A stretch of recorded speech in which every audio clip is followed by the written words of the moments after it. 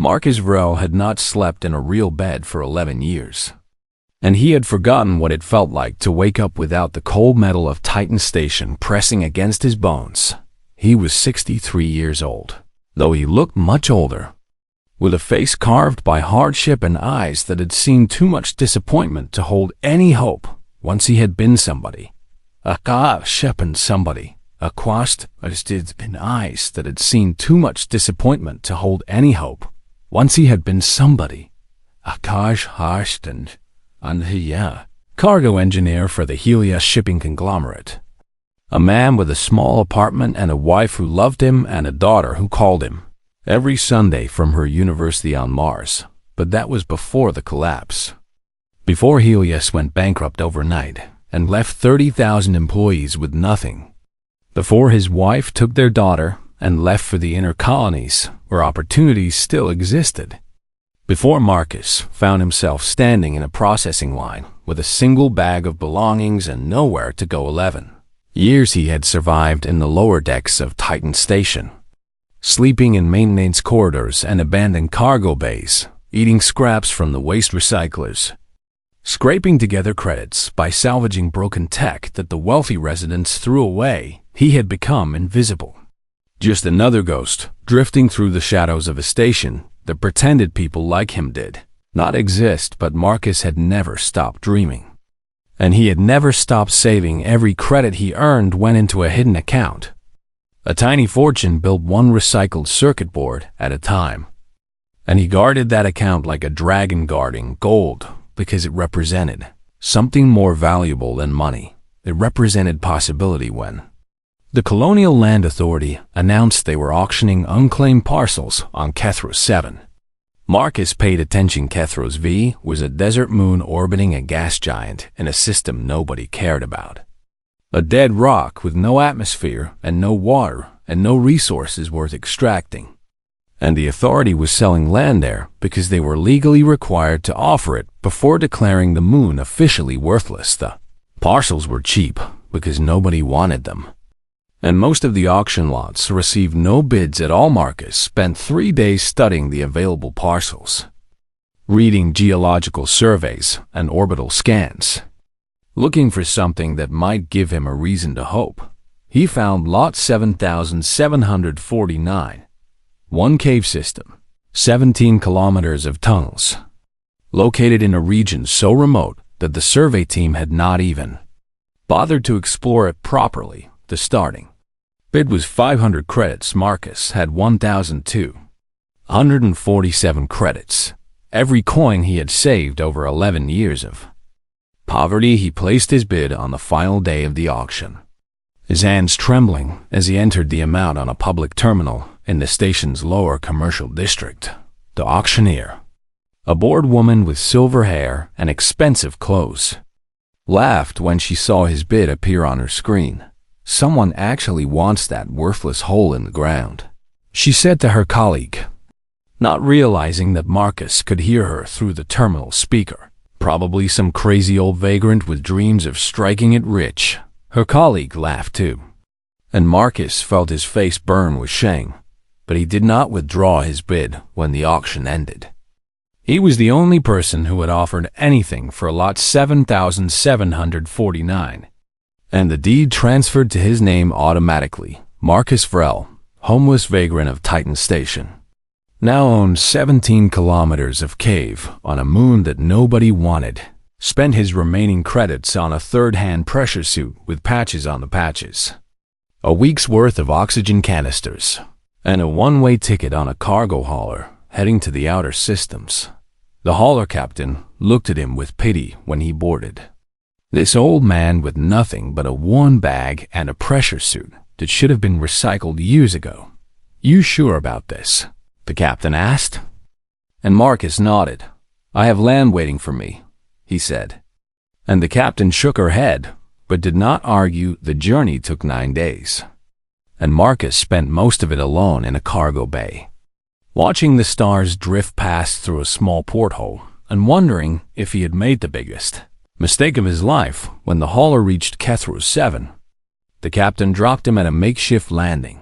zone near his coordinates and wished him luck with a voice that suggested she did not expect him to survive. Marcus watched the hauler lift off and disappear into the orange sky, leaving him alone on a dead moon with nothing but his suit and his supplies, and his stubborn refusal to give up. The cave entrance was 2 kilometers from the landing zone, and he walked there slowly, conserving his oxygen and watching the dust swirl around his boots. Kithra's Vi was beautiful in a harsh and unforgiving way.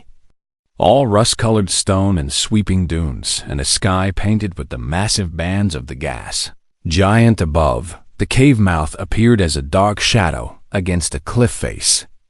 Unremarkable and ordinary, exactly what the survey had described.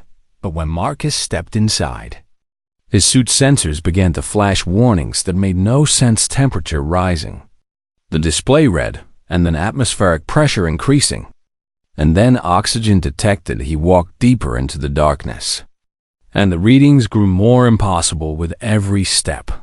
There was air in this cave, breathable air, warm air, air that should not exist on a moon with no atmosphere. Marcus stopped in a chamber large enough to hold a small house and stared at his helmet's display for a long time. Then, with hands that trembled from more than just age, he reached up and unsealed his helmet. The click of the release echoed through the cave, and he lifted the helmet from his head and took a breath. The air was clean and fresh, with a faint sweetness that reminded him of flowers he had not smelled since. He stood there in the darkness of a cave that should have been his tomb, breathing air that had been sealed away for longer than humanity had traveled among the stars.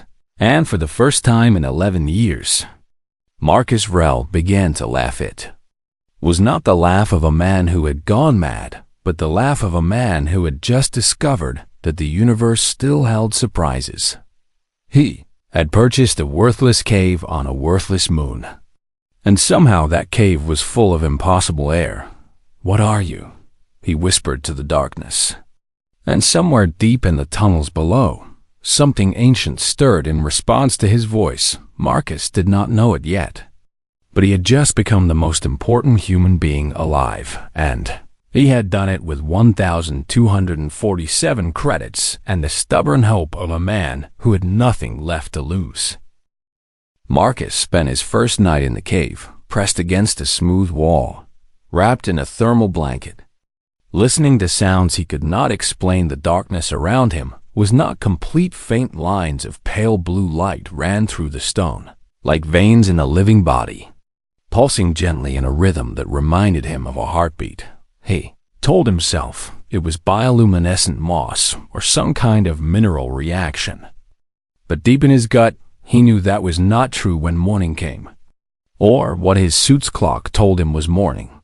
Marcus began to explore. The cave system was vast, far larger than the survey had suggested, with tunnels branching off in every direction, and chambers that opened into spaces so large his flashlight could not find the walls. But it was not the size that made him stop and stare. It was the architecture. Natural caves were rough and random, shaped by water and time and the slow grinding of geology. But these tunnels were smooth and deliberate, carved with a precision that no natural force could achieve. The walls curved in perfect arcs, and the floors were level beneath his feet. And every junction felt designed rather than accidental. Someone had built this place, Marcus realized, and the thought made his heart pound against his ribs. He walked for hours, following the glowing veins deeper into the moon. And with every step, the evidence became harder to deny. He found patterns carved into the wall, symbols he did not recognize, arranged in sequences that felt like language. He found alcoves containing objects made of materials he could not identify, smooth and dark and warm to the touch.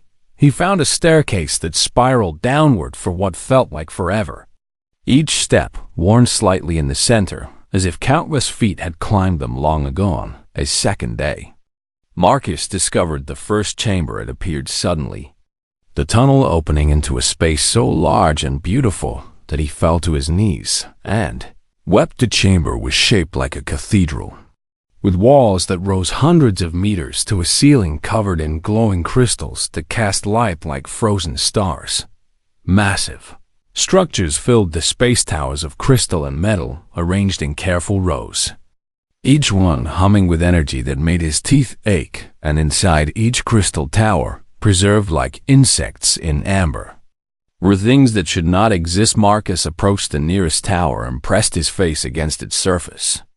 Staring at what lay within it was a creature unlike anything he had seen. 6 limbs, folded against a body covered in iridescent scales, with a face that held no features he could recognize as eyes or mouth or nose. It was alien.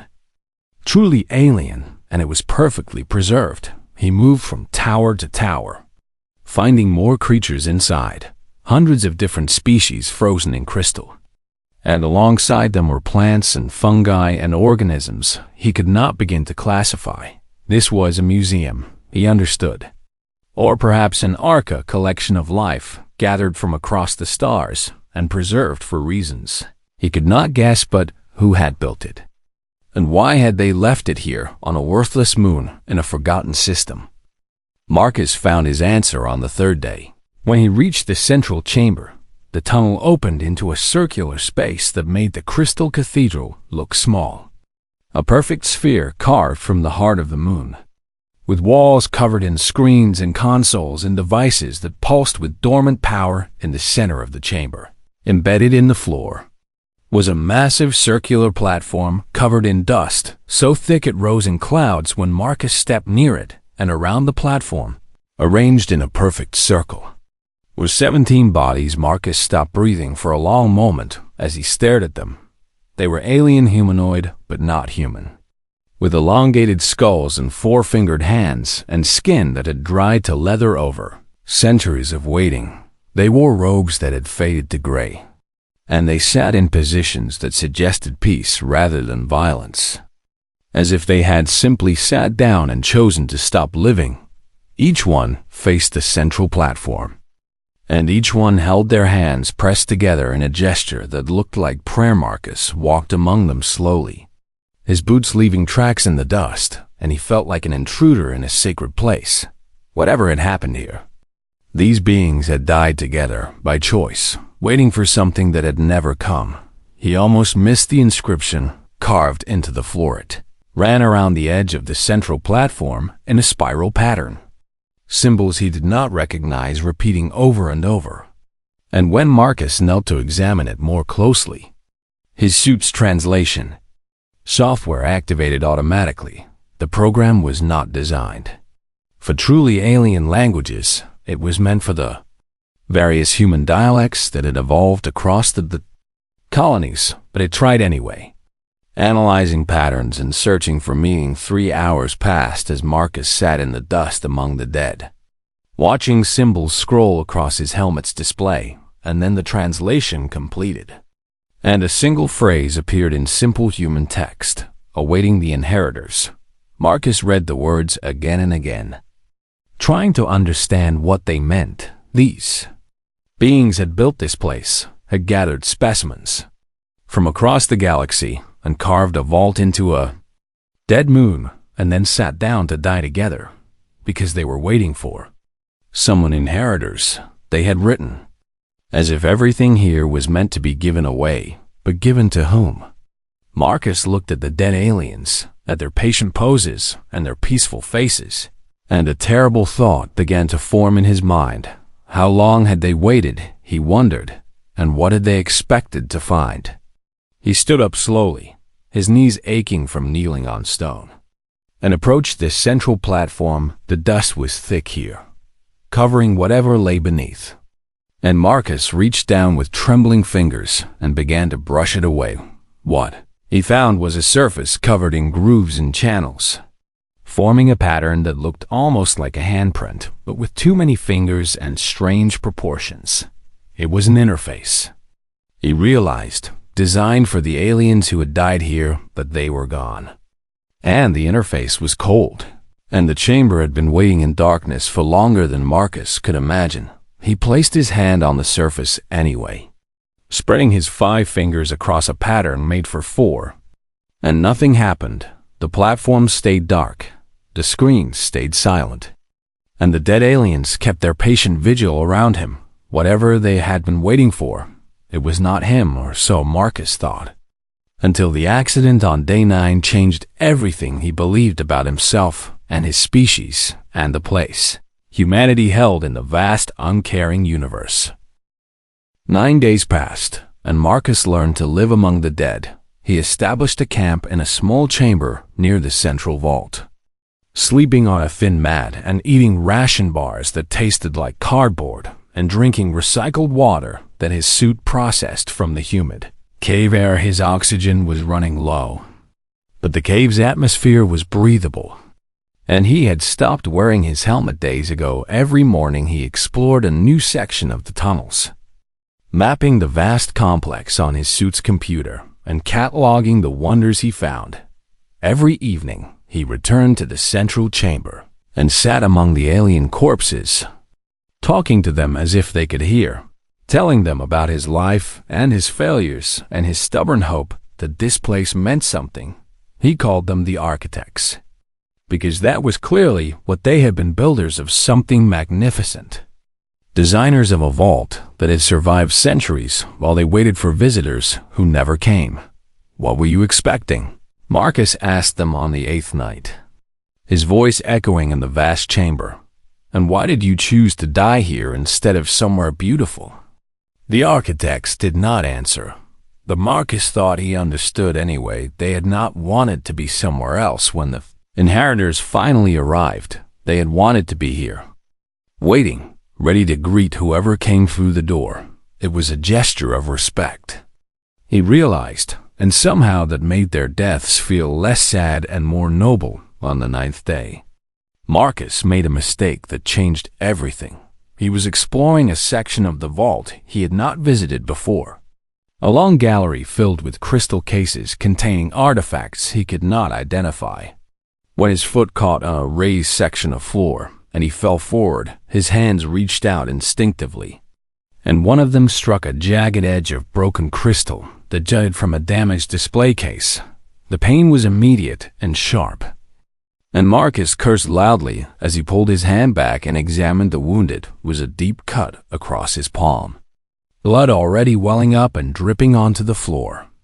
And Marcus fumbled in his kit for a bandage while more blood fell from his fingers. A drop landed on the floor near the central platform, and the floor began to glow. Marcus froze, his wounded hand forgotten. As light spread outward from the spot where his blood had fallen, the glow raced along channels carved into the stone. Channels he had not noticed before because they had been dark and cold. And it flowed like liquid fire toward the central platform. Within seconds, the entire chamber was alive with light, and the screens on the walls flickered and hummed, and the platform in the center began to rise from the floor with a sound like distant thunder. Marcus scrambled backward, his heart pounding, as the chamber transformed around him. The dormant technology that had ignored him for 9 days was suddenly awake. Responding not to his touch or his voice, but to his blood, he stared at his wounded hand, at the red liquid still dripping from the cut. And understanding struck him like a physical blow. The interface had not been designed for alien hands. It had been designed for alien DNA and somehow, impossibly, human DNA was close enough to activate it. The platform rose until it was level with his chest, revealing a surface covered in glowing symbols, and what looked like a lens made of dark crystal light gathered above the lens, coalescing into a shape that Marcus recognized after a moment. A hologram, flickering and ancient but still functional after all these centuries. The hologram showed a face. It was one of the architects, but alive instead of dead, with eyes that held intelligence and skin that shifted through subtle colors as it spoke. The voice that emerged from hidden speakers was musical and strange. Clearly not human language, but the chamber systems translated it in real time, projecting words he could understand alongside the alien sounds. If you are hearing this message, then you are not us, the hologram said. And that means we succeeded in our final task. Marcus stood transfixed as the hologram continued. We are the Cathari. And we were old when your ancestors first looked up at the stars and wondered what lay beyond them. Our civilization spanned 3 galaxies and lasted for 60 million years. And in that time we learned secrets that would shatter your understanding of the universe. But we are dying now not from war or disease, but from exhaustion. From the simple truth that we have lived too long and grown too tired to continue. The Cathari and the hologram paused, and something like sadness crossed its alien features. We could not bear to let our knowledge die with us. So we searched for someone to inherit everything we had built. We searched for 100,000 years, visiting countless worlds and studying countless species, looking for the ones who would carry our legacy forward. And we found you. The hologram changed, showing images that made Marcus gasp. He saw Earth as Earth. The blue marble he had not visited in 40 years, but different, younger. Covered in ice and primitive forests, he saw Cathari ships descending through ancient skies, studying humans who wore animal skins and hunted with stone tools. You were young, the hologram said, and violent, and afraid, but we saw something in you that we had lost in ourselves. We saw stubbornness. We saw the refusal to surrender. When your prey was faster, you chased it until it collapsed from exhaustion. You did not stop. You did not give up. You simply kept going until you won. When your world turned hostile, you did not accept death. You built tools and shelters and found ways to survive that should have been impossible. You were not the smartest species we found, or the kindest, or the most peaceful, but you were the most stubborn. And that was what we needed. The hologram returned to the Cathari face. And now Marcus could see tears running down its alien cheeks. We built this vault for you, it said. And we filled it with everything we knew and everything we could give. Our star maps and our histories and our sciences, all of it waits for you here, keyed to your genetic signature, designed to activate when your blood touches the stone. We chose you, humans, because we believed you would never stop reaching for the stars. We chose you because we believed you would fight. And we died here, waiting, hoping that someday one of you would find this place and claim your inheritance. The hologram flickered and began to fade. Use what we have given you well, the Cathari said. And remember that you are not alone in the universe. You never were. We believed in you before you believed in yourselves. Prove that we were right. The hologram vanished, and the chamber fell silent, and Marcus Vrel stood alone among the architects who had died waiting for him. Tears streamed down his face as he looked at the ancient corpses surrounding him, at the patient poses they had held for 800 years. I found you, he whispered to them. I finally found you, and deep in the walls of the vault, systems that had waited since before humanity discovered fire began to wake up. The vault awakened around Marcus like a sleeping giant opening its eyelids that had been dark for centuries flickered to life. In every corridor and chamber, illuminating wonders that the darkness had hidden from him during his first 9 days of exploration, screens covered in alien text began translating themselves into human languages, responding to his genetic signature, adapting themselves to serve the species the Cathari had chosen, and data endless. Overwhelming, impossible amounts of data began streaming through the central platform, offering itself to him like a gift from gods who had died believing in humanity. Marcus spent 3 days simply trying to understand the scope of what he had inherited. The vault contained star maps showing regions of space that human ships had never visited, complete with notes about habitable worlds and resource-rich asteroids and dangers to avoid. It contained medical knowledge that made human science look like children playing with toys, cures for diseases that killed millions every year, techniques for extending human life by centuries, methods for regenerating damaged organs and healing wounds that would otherwise be fatal. It contained histories of civilizations that had risen and fallen across 3 galaxies.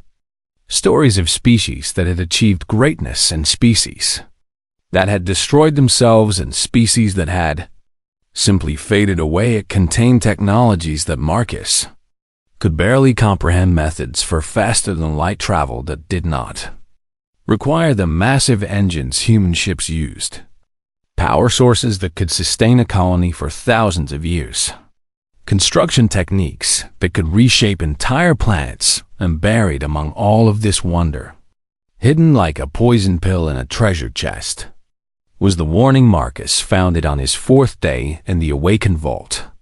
When he accessed a section of the archive marked with symbols that the translation system identified as urgent and danger and survival, the holographic display activated, and a different Cathari appeared, older than the first, with eyes that held not sadness but fear.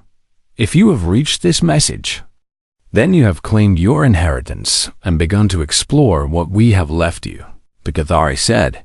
But before you celebrate, you must understand why we truly built this vault, not just to preserve our knowledge, but to prepare you for what is coming. The display changed, showing images that made Marcus feel cold despite the warm air of the chamber.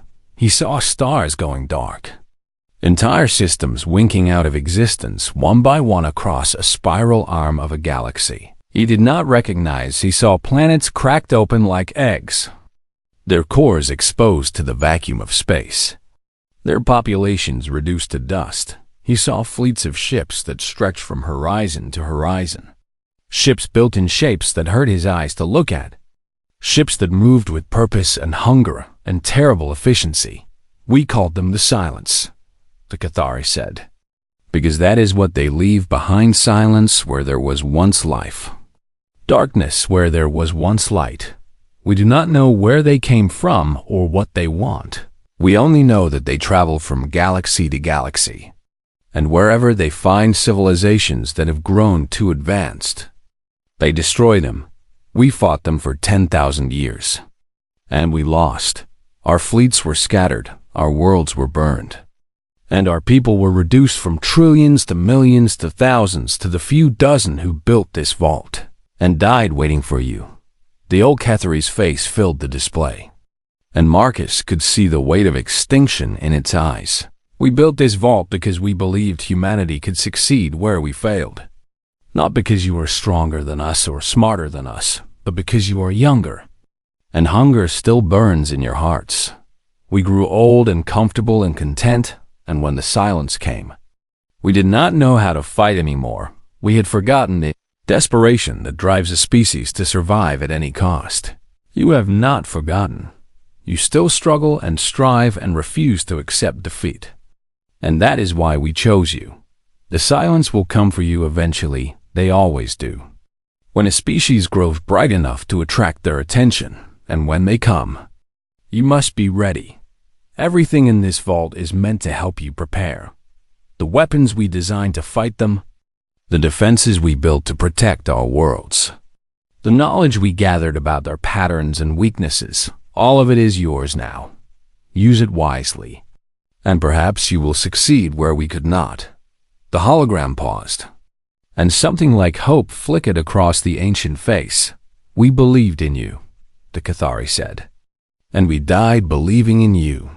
And if our spirits persist somewhere in the darkness between stars, we are watching and hoping and cheering for the stubborn little species that refuse to know its place in the universe. Prove that we were right to believe. Fight. Humans, fight as you have always fought, with your backs against the wall and your eyes on the horizon and your hearts full of fire. And when the silence comes, show them what we knew from the first moment we watched your ancestors chase prey across the plains of your world. Show them that you do not stop. Show them that you do not surrender. Show them that humanity is not a species that goes quietly into the dark. The hologram faded, and Marcus was alone again. Surrounded by the weight of knowledge and the burden of warning, he sat in the chamber for a long time, staring at the platform where the messages had played. Thinking about what he had learned, the Cathari had not simply given him a treasure. They had given him a responsibility. They had chosen humanity to inherit everything they had built. But they had chosen humanity for a reason. And that reason was war, somewhere out there, beyond the edges of explored space. Something ancient and terrible was moving through the darkness. And it was coming for humanity, whether humanity was ready or not. Marcus looked at his old hands, weathered by years of poverty and hardship and survival, and he made a decision he would not keep this knowledge for himself. He would not sell it to the highest bidder or trade it for comfort or use it to become wealthy and powerful. He would share all of it with everyone, so that when the silence finally came, humanity would be ready. It was not what a smart man would do, and it was not what a careful man would do. But Marcus Vrel had never been smart or careful. He had only ever been stubborn. And stubbornness was exactly what the Cathari had been counting on. "I understand," he said to the empty chamber, to the dead architects who had waited so long for someone to hear their message. "I will not let you down." Deep in the walls of the vault, ancient systems hummed in response, and somewhere in the cold darkness of space, something vast and hungry turned its attention toward a tiny moon where a single human had just accepted the weight of his species' future. 6 weeks after Marcus Vrel cut his hand on ancient crystal, the ships arrived. He had expected them sooner. The vault's awakening had sent energy pulses rippling through local space, signals that any decent scanner would have detected within days. But the colonial authority was slow and bureaucratic, and they had probably spent weeks arguing about who had jurisdiction over a worthless moon in an empty system. Marcus watched them approach from the vault's sensor arrays, which projected images onto screens that surrounded him like windows into space.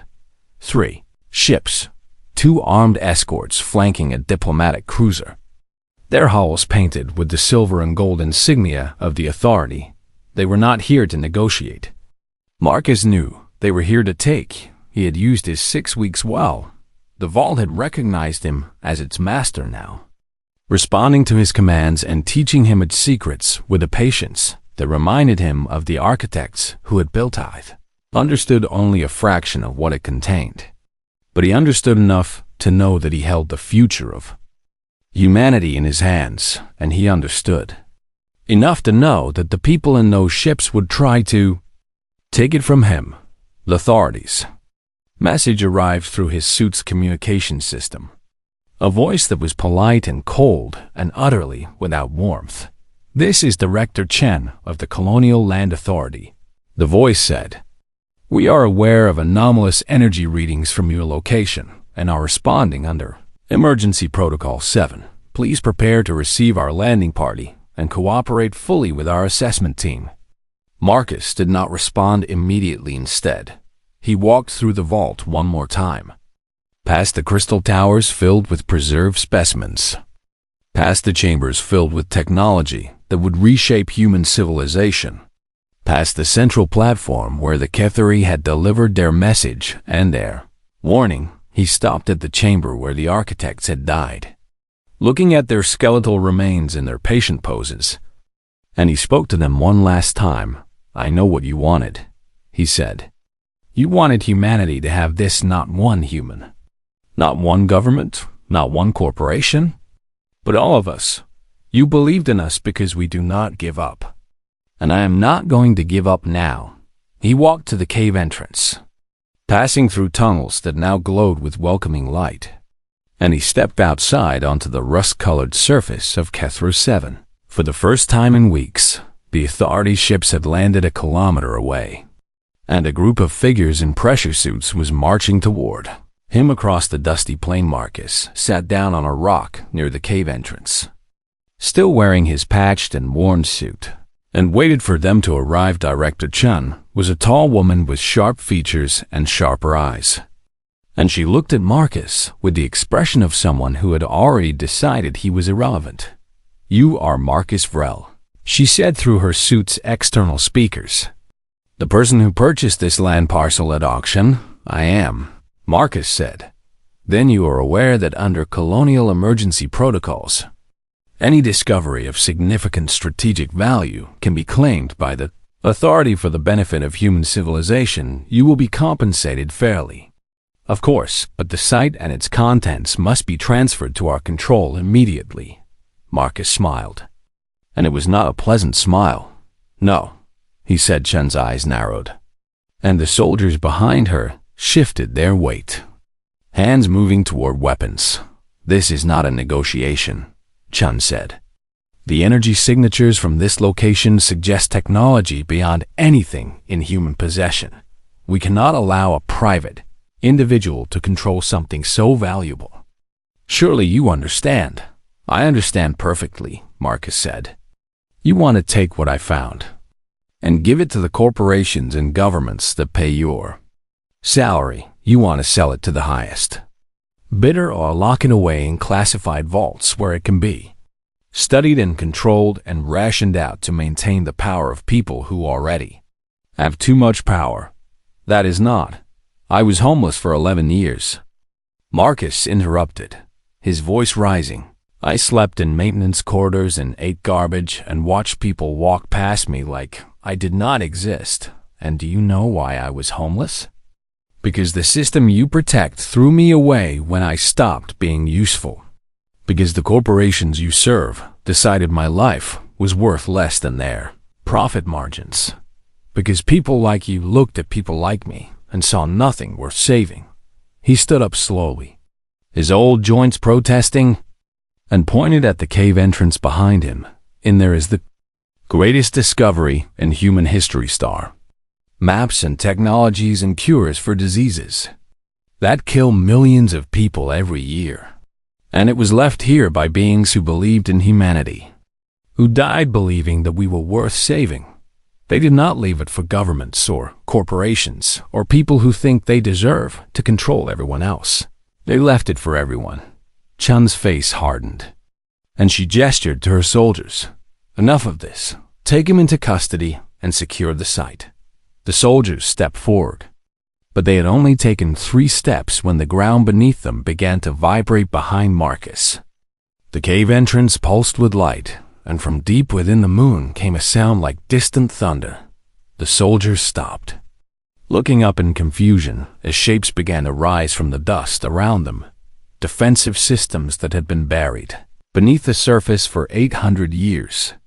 Awakened now by Marcus's command, the shapes were elegant and terrifying. Towers of metal and crystal that hummed with power and pointed weapons of unknown design at the authority ships in orbit. "The architects built this vault to survive," Marcus said calmly. "They built defenses that could hold off armies. Do you really think I cannot use them?" Chun stared at him with something like fear finally breaking through her composure. "What do you want?" she asked. "I want to give it all away," Marcus said. "Every star map, every cure, every piece of technology in that vault. I want to broadcast it to every colony, every station, every ship with a receiver. Free. Available to everyone, with no one controlling access." "That is insane," Chun said. "You would destabilize the entire colonial economy. Governments would fall. Corporations would collapse." "Good," Marcus said. "Because something is coming, something that the architects could not stop.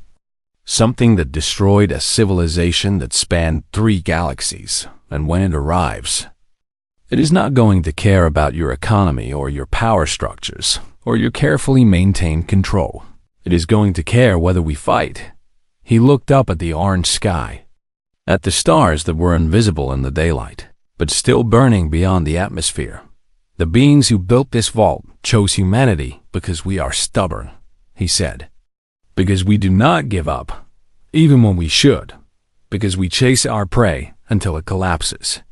And we build shelters against the cold. And we refuse to die quietly, no matter how hard the universe tries to kill us." They believed in the homeless man sleeping in a corridor as much as they believed in the director with her ships and soldiers. They believed in all of us. He turned back to Chun and spread his arms wide. An old man in a worn suit standing before the greatest treasure in human history.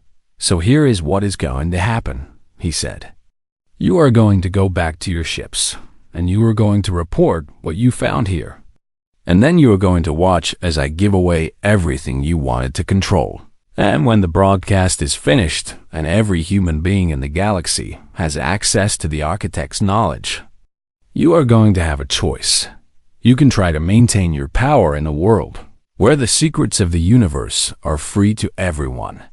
Or you can let go and join the rest of us in preparing for what is coming. Either way, I am not going to stop. I am human, and humans do not surrender. The defensive systems hummed around him, and the authority soldiers lowered their weapons. And Director Chun looked at Marcus Vrel, homeless vagrant, owner of a worthless cave, inheritor of a dead civilization's hope with something that might have been respect. The architects chose well, she said quietly. And Marcus smiled. Yes, he said. They did, behind him. The vault began broadcasting its contents to every receiver in human space. And the universe held its breath as humanity received its inheritance, and somewhere in the darkness between galaxies, the silence paused in its eternal hunger and turned its attention toward a tiny species that had just announced its presence to the cosmos. The fight was coming. But for the first time in 800 years, the architect's hope had a chance to be proven right. Humanity would not go quietly into the dark. Humanity would fight. And Marcus Vrel, who had once owned nothing but stubborn hope, smiled as he watched the future begin.